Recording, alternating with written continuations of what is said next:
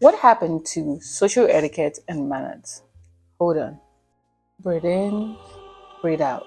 A couple of days ago, I was out on a dinner date, and across from me was a beautiful lady. And guess how she was seated? Like a palm wine tapper. Literally, she looked like she was high on kai kai. If anything ever says I'm homeless or I don't have home training, it's a lady seated with her legs this way. And I'm back to this.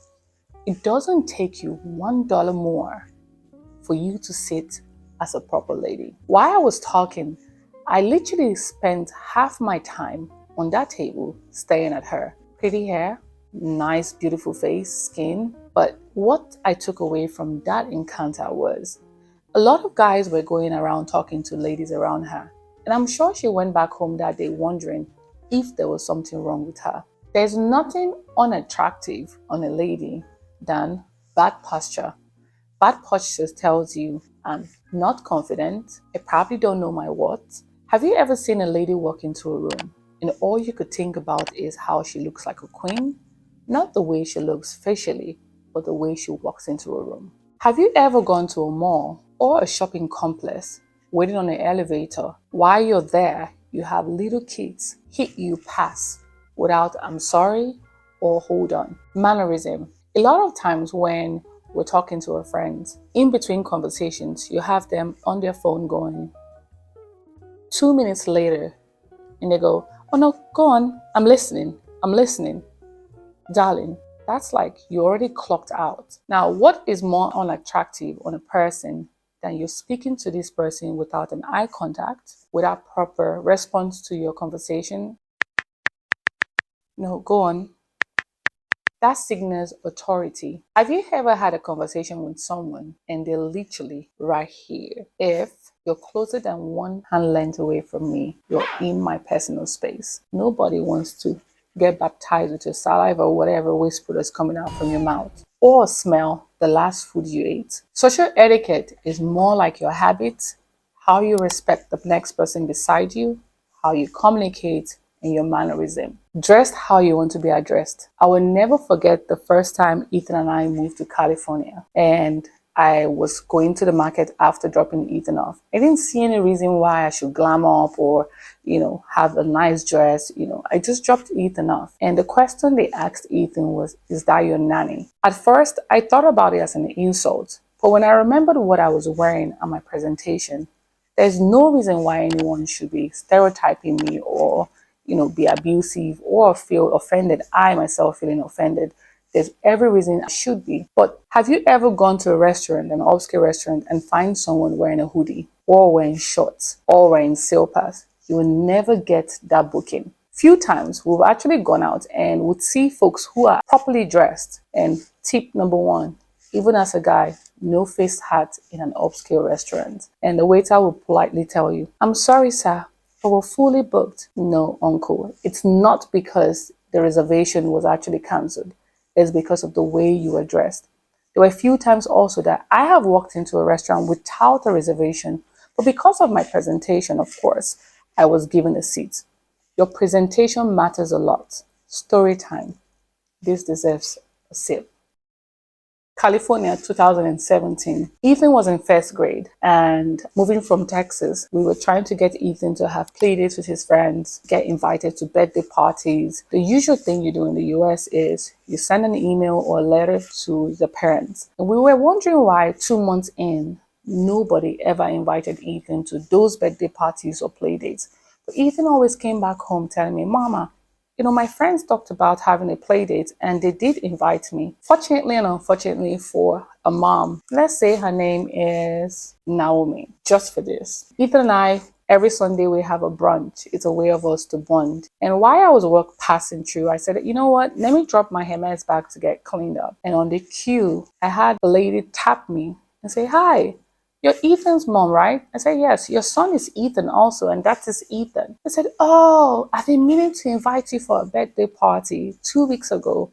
And I said, well, I did send you messages for the past 2 months. And I could see the shock in her face. I guess she was expecting me to just go, oh, really? Oh, take my number. I knew why. Ethan and I were the only African American in that community and in that school. So you're already getting stereotyped. Remember, my first introduction to the school, I was really looking like a nanny or a housekeeper. Whether you like it or not, people are always going to judge you with the way you look and not what you say or your bank account. Who has the time to go through your phone to see how much you earn? Now, don't get me wrong. Maybe if you pull up with a Rolls Royce and a hoodie, they might take you seriously, but you're never going to get that invitation you're looking for. 2 months on a row, Ethan got invited to every birthday party, every play date. And guess what? Folks were actually requesting for Ethan to have them in our home. Another story time I'm going to give to you. And I'm giving to you this story because as a mom, I know most of you wonder why you're having that, friend of your friend or your friend of your son refusing to have a play date. Oh, they think they're better than me, or it could just be because of the way you drop off your kids. You don't have to wear a fancy dress. You don't have to have a full glam makeup. Just look neat and presentable. Don't make things difficult for your kids. Walk into a room like you own it. Your presence will speak before you do. Year 2017 through 2025 as present. I have a lot of stories about Ethan because I'll say most of my level up started when I moved to LA. Remember, I was moving from Texas, a cowgirl, riding horses, wearing cowboy boots. Nobody really cared about how you looked. If you wore a nice cowboy hat, a good bear buckle, a nice leather, or probably crocodile boots, you were on the elite in the elite. You had ranch, you had horses. Now that made you rich. And then just put in a good truck and you were there. But in California, it was a different ball game. Why did we move to California? I wanted something different. I watched TV shows. I see other folks, in Malibu with their kids on vacation, nice upscale restaurants. And I wondered, why can't I give that to my son? That is the American I dreamt about. So Ethan and I took to the road 5 days, drove from Texas to California. And I will never forget the feeling. If you ever taken a road trip from Arizona to New Mexico into California, it takes you about 8 hours from the California border into North Hollywood. And we screamed at the top of our voice, this is California. You could be whoever you want to be, and you could become whatever you want to be. It's year 2025. And with all the clean stories, memories, mistakes, I can say we've gotten there. 2019, Ethan was about in third grade, and it was the same thing every year. You had to prove yourself because, again, you remember any elite circle you actually join, there's always that 1% in that elite circle. So you think you're in the club, there's actually a club in the club. So how do you actually behave, to get your kid in that club, to get invited to exclusive parties, to be invited to PTA meetings and actually have coffee with those moms? I've gotten about 2 years experience at that time. I've learned how to have my nails shorter. I've learned how to do less makeup. I also learned from previous experiences that folks were actually thinking I was a transgender because of my high cheekbone and a lot of bronzy makeup, a lot of colors, And looking back at my picture, I did look like a guy. I didn't wear more feminine outfits. I had hairstyles that didn't even flatter my facial structure. Always have makeup and hair that suits your style, your complexion, your facial structure. And I'll never forget when a couple of my friends from Nigeria came into town, and they were friends I've known since I think 2010. We're all modeling together. And like, hey, Faith, when you're in town, I said, listen, I don't do half of the things you guys would love to do, but I can take you to a fine dining. And if you're in LA and you've never been to Intercontinental Hotel, the 79th floor, La Broche, you're missing. I just gave you a nice spot. I will never forget, we just literally put in with a Bentley, dropped off. So you have everybody going, hey, oh, nice cars. Folks were taking pictures and walked in majestically, 6 girls, 6 feet and above. And in the elevator, we met a couple of ladies and one screamed, oh my God, Ethan's mom, what are you doing here? And now this is a tip on how to answer questions like that. I told her, coming to clean the floors. Because I already had in their friend group, I was a girl that was probably, a cleaner and trying to get my son in that school. And she was like, oh no, I didn't mean that disrespectfully. Of course, I smiled and said, it's okay. We're going upstairs. We ended up going to the same restaurant. And all through our dining experience, my friends were asking me, why do they keep looking back? And I said, because in Ethan's school, most of these ladies would not invite us for like birthday parties or like gatherings because of my skin tone or because of the way I looked in the beginning of the year. I could not afford to be in their circle. And after like a nice dinner, it was about 10-ish. Again, if you're in LA, go to the 80th floor and they have the DJ. He's Caucasian, but I think he probably had a girlfriend that's Nigerian or something because he plays songs I've never heard before. And we walked in, having fun. Nigerian girls were taking pictures, videos, sat down quietly and nice, and they sent me a glass of champagne.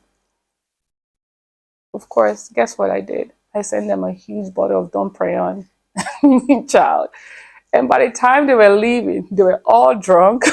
The next day, I had their numbers. Our first Morphe collection pop-up was actually done in a PTA meeting where we earned a reasonable amount. Morphe collection actually picked up after that. Ethan has been in the school for 3 years at that time.